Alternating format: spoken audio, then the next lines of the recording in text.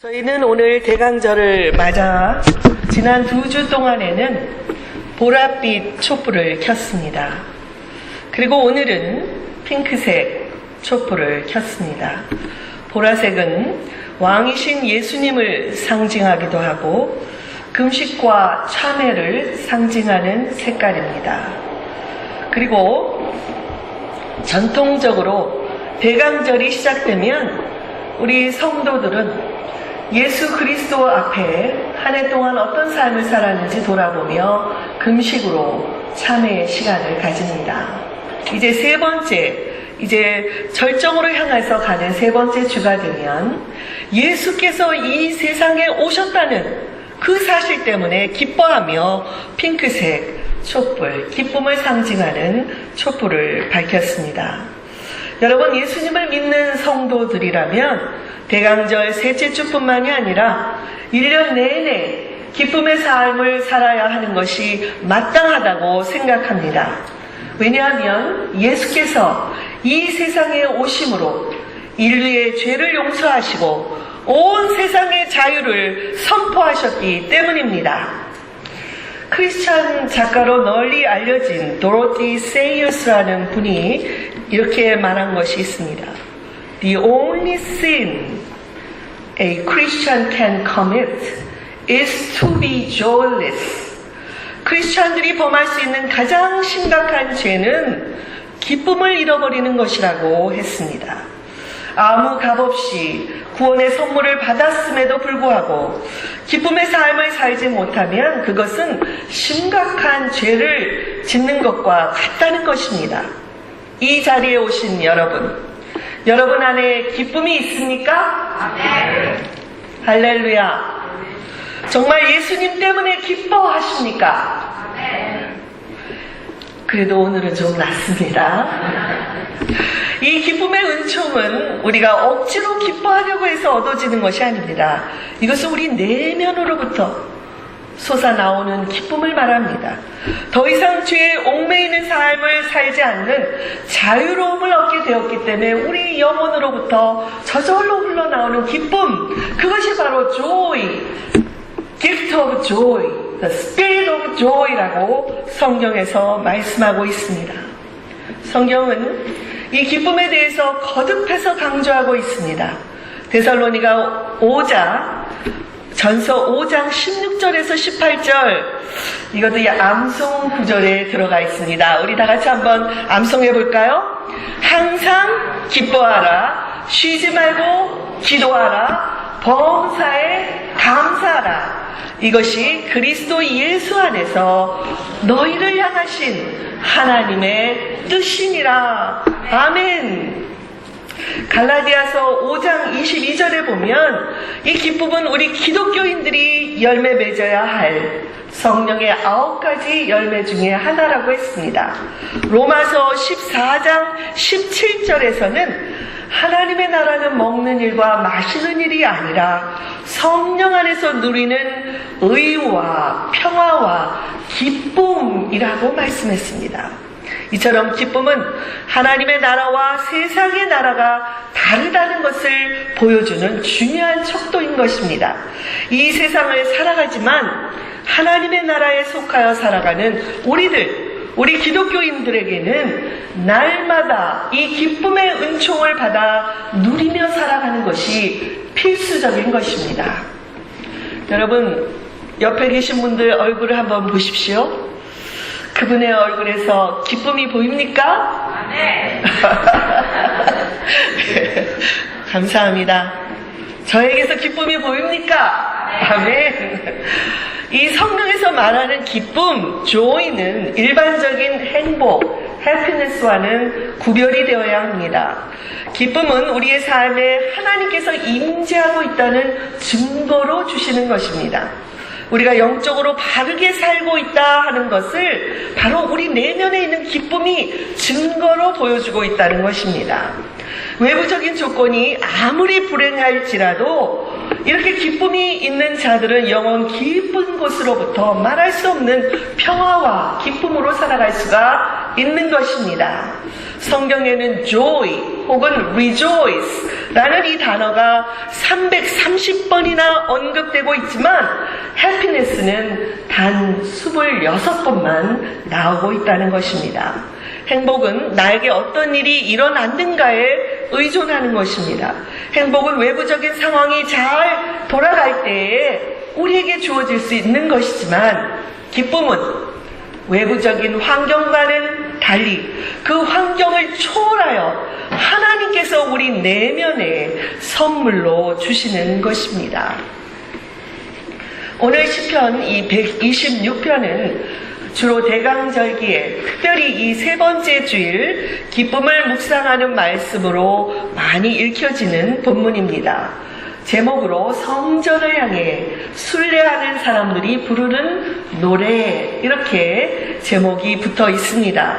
이스라엘 백성들이 바벨론의 포로로 있다가 이제 해방이 되어서 다시 조국으로 돌아오면서 부른 15편의 시편 중에 하나라는 것입니다.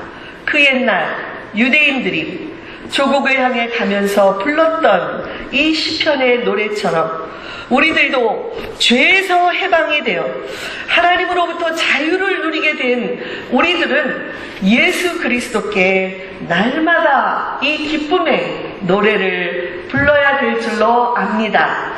본문에서 이 기쁨의 은총을 노래한 이스라엘 백성들은 어떤 사람들이었는지를 살펴보고 우리 삶에서도 적용하게 되기를 바랍니다. 첫째로 하나님이 주시는 꿈을 간직한 사람들은 기쁨의 은총을 누릴 수가 있습니다. 저를 따라서 해보십시오. 하나님이 주시는 꿈을 간직한 사람들은 기쁨의 은총을 누립니다. 본문 1절은 이렇게 시작하고 있습니다. 여호와께서 시온의 포로를 돌려보내실 때에 우리는 꿈꾸는 것 같았도다. 이스라엘 백성들이 포로가 되었습니다. 70년 동안이나 이방 땅에서 살아가면서 얼마나 많은 고통의 눈물을 흘려야 했겠습니까? 어느덧 조국으로 돌아갈 수 있다는 희망조차도 희미해져 갈 그 무렵에 우리가 해방되었습니다.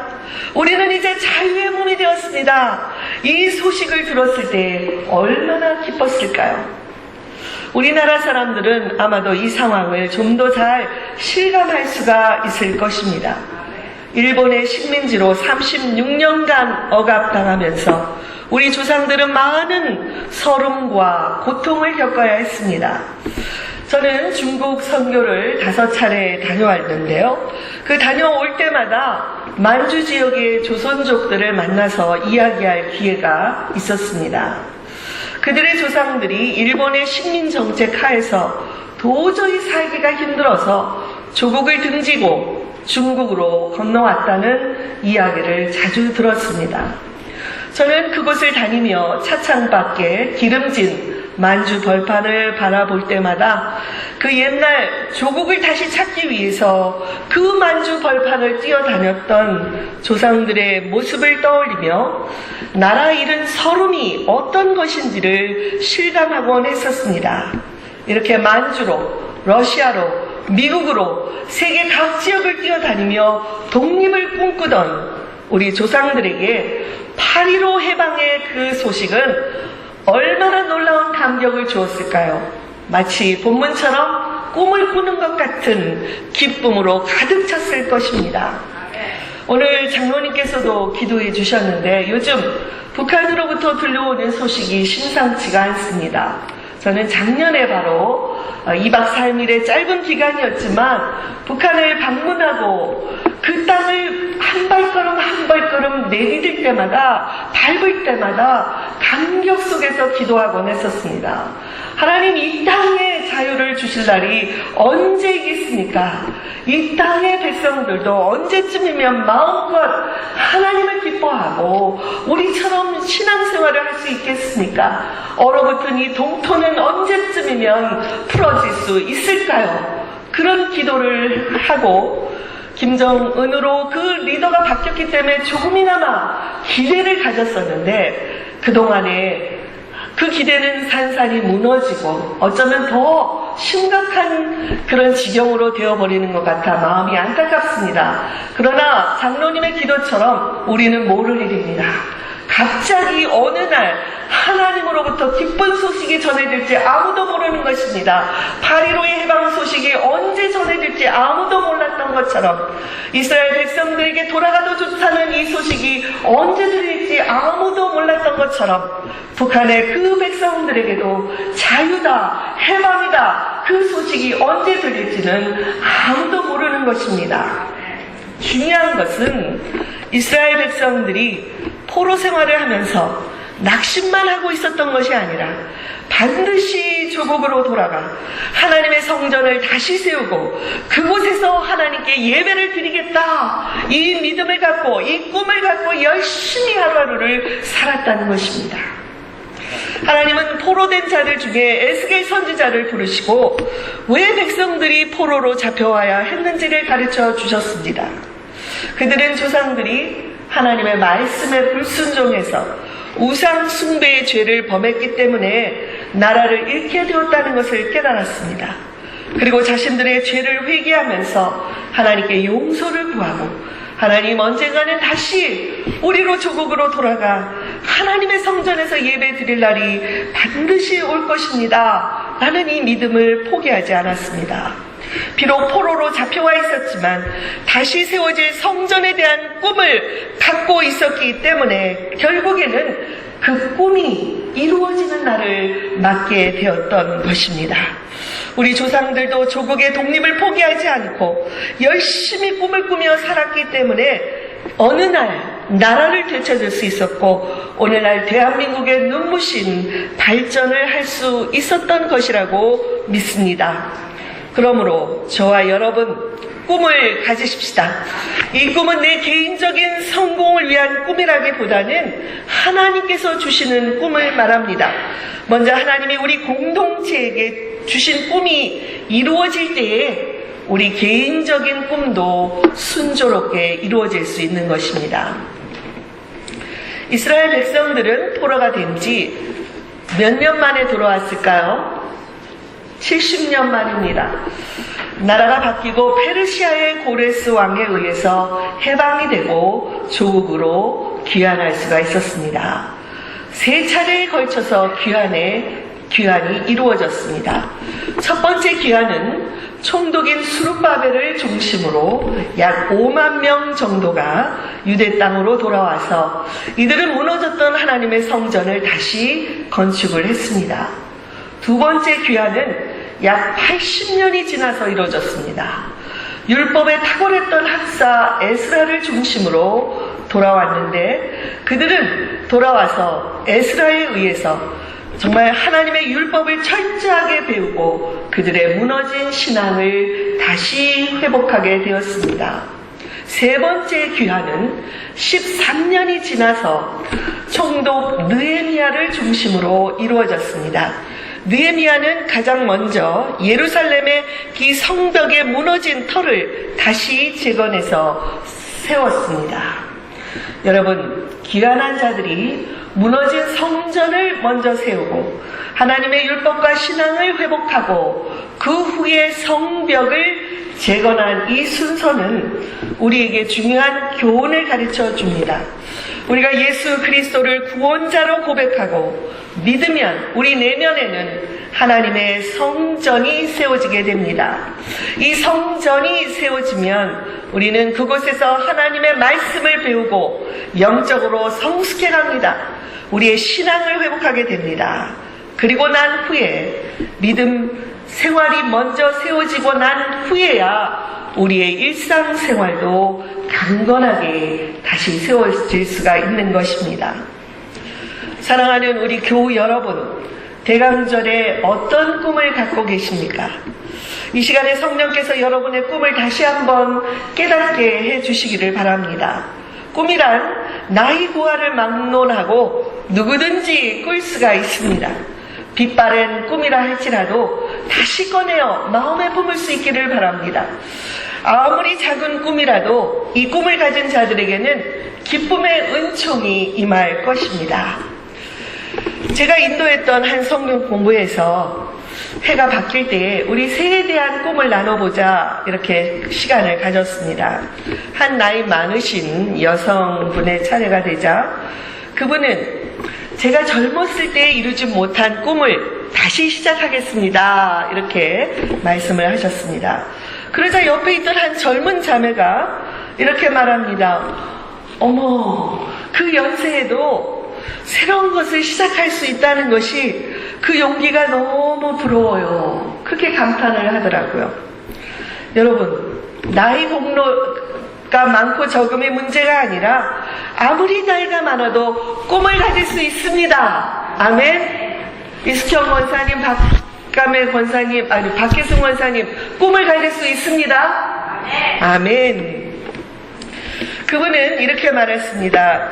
제가 젊었을 때 기타 반주를 하면서 찬양을 부르는 것이 제 꿈이었습니다. 그리고 어느 모임에 가서 찬양을 기타 반주하는 게 그렇게 꿈이었는데 이제 새해에는 그것을 다시 시작하겠습니다. 그랬는데요. 바로 그 다음 주부터 기타 강습을 받으시더라고요. 소녀처럼 기타를 어깨에 메고 다니는 모습이 얼마나 아름답든지요. 본인은 물론 그분을 바라보는 주변의 많은 사람들도 기쁘게 해 주었습니다. 여러분, 꿈을 가지십시다. 그 꿈을 이루기 위해 작은 것에서부터 시작하십시다. 그러면 우리 내면에 기쁨이 솟구치고 삶의 활력이 넘치게 될 것입니다. 혹시라도 여러분 가운데 나는 꿈이 없어요 그렇게 생각하는 분이 계시다면 이제부터라도 주님께 주님, 제 삶의 꿈은 무엇입니까? 진지하게 가르쳐달라고 기도하시기 바랍니다. 주님께서 내면 깊은 곳에서 우리의 직업도 우리의 전공도 그것이 상관없이 내가 진정으로 하고 싶은 꿈을 알려주실 것입니다. 다음 주 중에는 여러분 각 가정으로 성탄 편지와 함께 새해의 기도 제목 헌신서가 발송될 것입니다. 이번 기회에 자신의 꿈을 한 번 더 깊이 생각해 보시고 그것을 주님께 올려드리는 기도 제목으로 삼으시기 바랍니다. 그리하여 2014년 새해에는 저나 여러분들이나 주님께서 주신 꿈을 따라 기쁘고 멋지게 살아가는 은혜의 해가 되기를 간절히 축원합니다. 둘째로는 하나님께 찬양을 올려드리는 자들은 기쁨의 은총을 누릴 수가 있습니다. 2절에 보면 그때 우리의 입에는 웃음이 가득하고 우리의 혀에는 찬양이 찼었다고 고백하고 있습니다. 꿈이 현실로 이루어질 때 이 기쁨의 은총은 내면에만 머물러 있을 수가 없습니다. 외적으로도 표현될 수밖에 없습니다. 입에서는 웃음이 멈추지 않고 입술로는 찬양의 노래가 끊이지를 않습니다. 실제적으로 이 이스라엘 백성들의 환경은 그렇게 기뻐할 만한 상황은 아니었습니다. 포로로 끌려왔지만 생활력이 강했던 유대인들이라 70년이 지나면서는 그곳에서 잘 정착하고 살았습니다. 그런데 해방 소식을 듣고 조국으로 돌아가 성전 재건을 위해서 수천리 땅을 찾아왔을 때에 그들의 눈앞에는 황무지가 기다리고 있었습니다.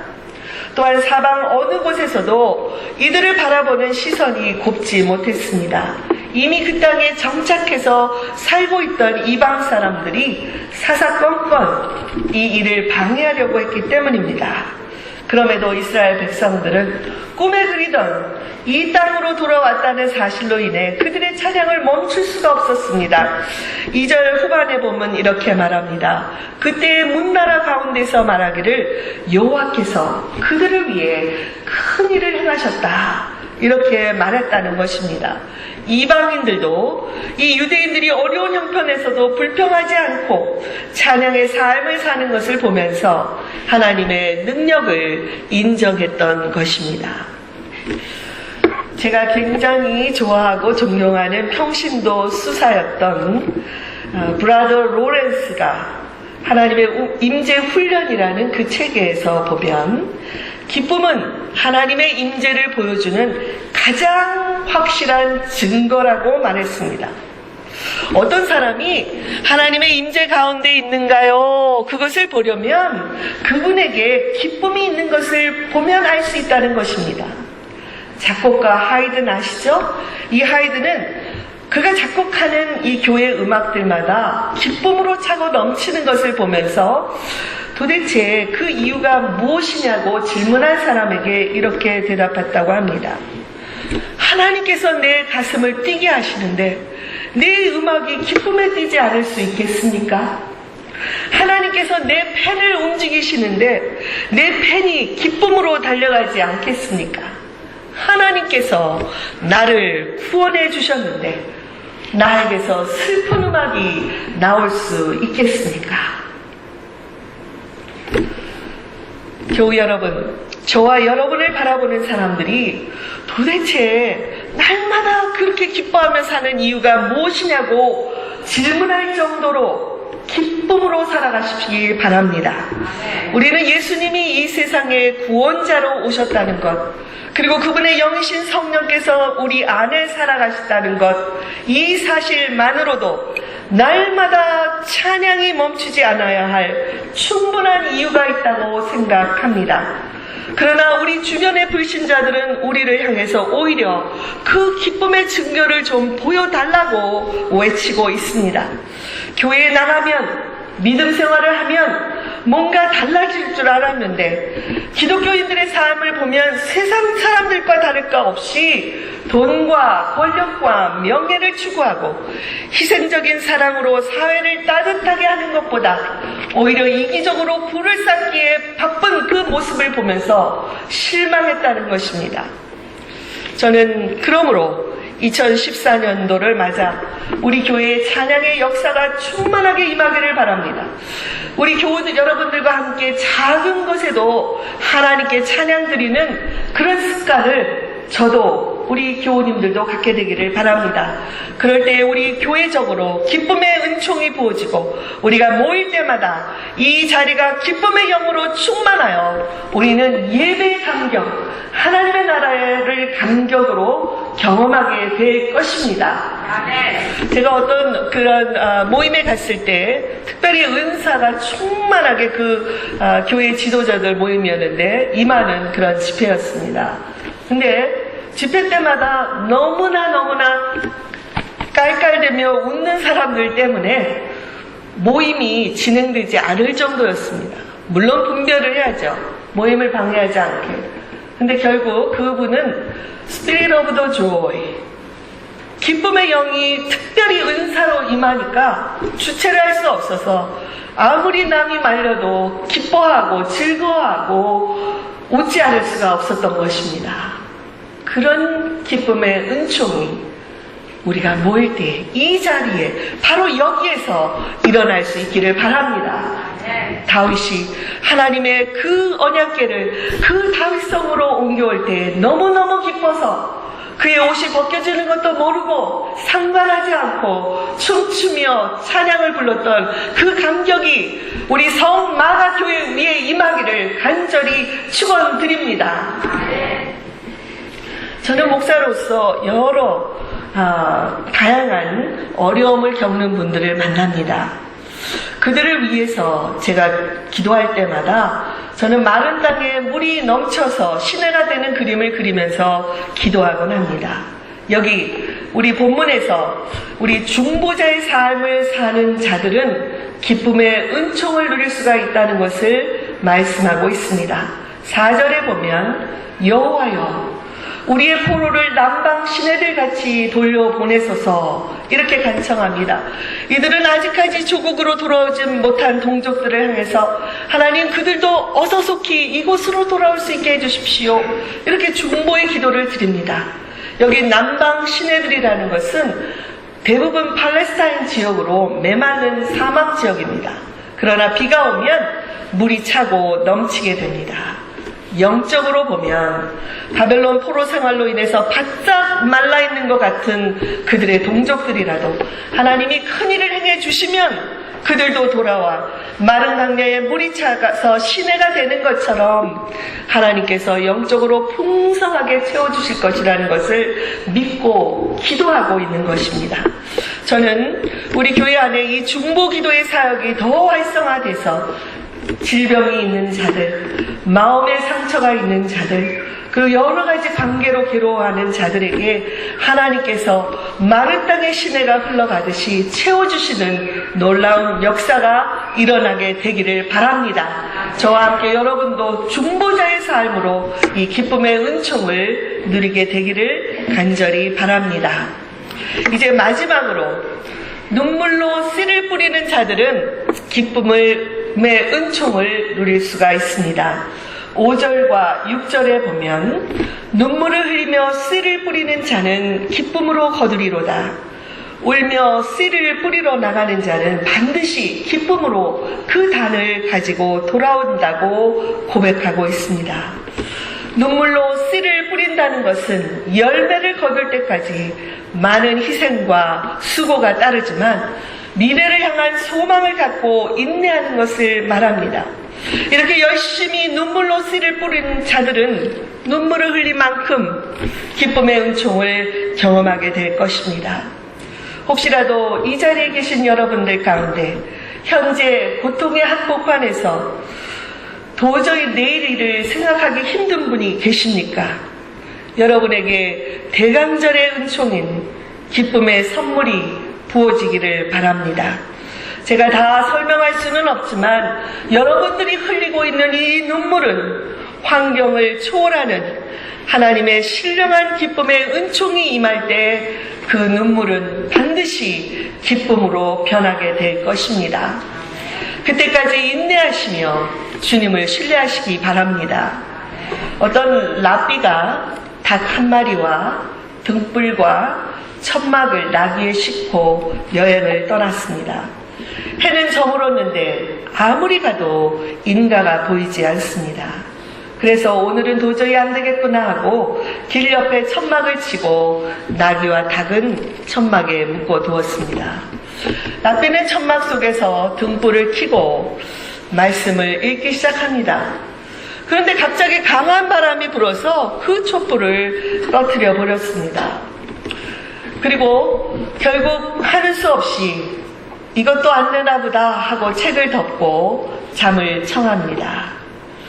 아침에 일어나 보니 밤새 맹수들의 공격을 받아서 묶여있던 나귀와 닭이 죽어 있었습니다. 어허, 이럴 수가 있나 생각하고 찢어진 천막을 챙기고 주변을 살펴보니까 멀지 않은 가까운 곳에 마을이 있는 것이었습니다. 그래서 그 마을로 들어가 보니까 온 마을이 아수라장이 되어 있었습니다. 어젯밤에 강도떼가 마을에 들어와서 그 사람들을 죽이고 그 재산을 약탈해 갔다는 것입니다. 이 사실을 알고는 랍비는 곧 무릎을 꿇고 하나님께 감사를 드렸습니다. 만일 그의 천막에 등불이 켜 있었다면, 만일 아침에 닭이 울고 낙이 우는 소리가 들렸더라면 틀림없이 그도 죽었을 텐데 이 세 가지를 모두 다 미리 잃어버렸기 때문에 그는 살 수가 있었던 것입니다. 마찬가지로 우리가 어려움에 처할 때 우리는 눈앞에 보이는 이 불행만을 보기가 쉽습니다. 그러나 모든 것을 합력하여 선을 이루시는 우리 하나님을 신뢰하면 하나님께서 환경을 초월하는 기쁨으로 우리 내면을 채워주실 것입니다. 사랑하는 교우 여러분, 우리 교회 내년도 비전, 교회 비전을 혹시 아십니까? 이사야서 60장 1절입니다. 그 말씀을 따라서 우리 교회의 표어는 일어나라, 빛을 발하라로 정했습니다. 우리가 이 비전을 이루기 위해서 우리는 눈물로 씨를 뿌리는 것과 같은 희생과 헌신을 해야 합니다. 그러나 아무리 상황이 어렵고 힘들더라도 주님이 주시는 이 꿈을 간직하고 작은 일에서부터 주님께 찬양을 올려드리는 삶을 살아가기 바랍니다. 뿐만 아니라 중보자로서 이 알링턴 지역과 워싱턴 지역을 마음에 품고 기도하실 때에 마른 땅에 시냇물이 흘러가는 것 같은 그런 마음으로 그리면서 중보 기도를 하시기 바랍니다.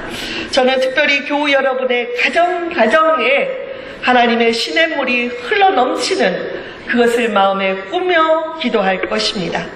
특별히 우리는 우리의 꿈나물이라고 할 수 있는 어린이들과 청소년들을 위한 사역을 전적으로 서포트할 예정입니다. 이것은 한두 사람의 노력으로 되는 것이 아니라 온 교우들이 힘을 합하여 추진해 갈 때에 가능한 것입니다. 가정적으로, 교회적으로 현재만 보지 말고 미래를 내다보면서 믿음으로 눈물의 씨를 뿌린다면 반드시 훗날에 기쁨으로 그 열매를 거두게 될 것입니다.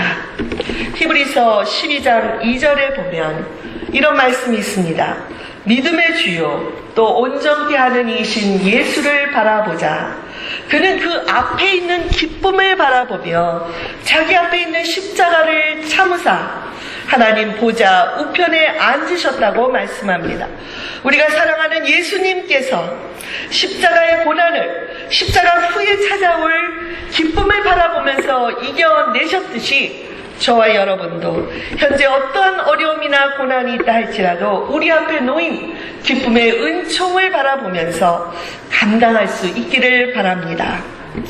끝으로 저는 감옥에서 바울 사도가 어려움 중에 있던 빌립보 교회 교인들을 생각하며 눈물로 진심 어린 권면을 했던 그 말씀을 저도 같은 마음으로 우리 교우 여러분들께 또 이 자리에 계신 분들께 드리면서 제 설교를 마치려고 합니다.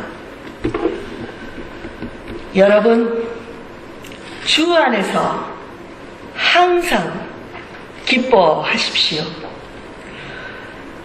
제가 다시 말합니다. 기뻐하십시오. 기도하겠습니다.